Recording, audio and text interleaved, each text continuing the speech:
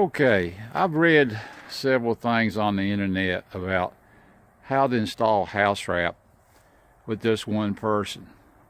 And most of the things I've seen is being you cut the rows into smaller length rows. Well, I've come up with a way that's working pretty good. I made a little jig where I could actually hang the house wrap on the side of the house, and I'll pull a section out, and then when I get it tacked up, I just move the jig farther down the house, screw the jig back onto the house. I'll first put some blocks up so it will support the jig while I'm screwing it to the wall.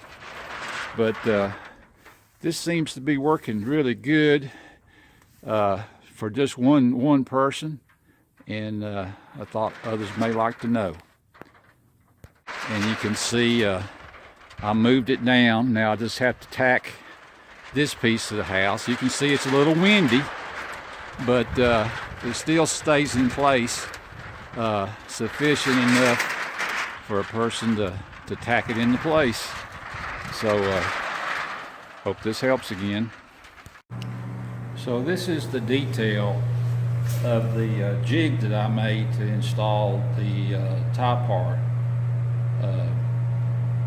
I took 8-inch carriage bolts, half an inch. I had some laying around, and I used a piece of maple scrap that I had, but of course that could be 2x4s, pine, but I figure maple would be a little stronger and wouldn't splinter as bad.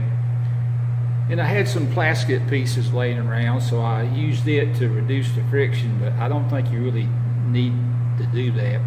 It would probably just work fine without having the plastic base there. And it's very simple. This end I took the piece off. You can see you have to be able to take one end off, at least one end off, in order to load your row of top part or Tyvek.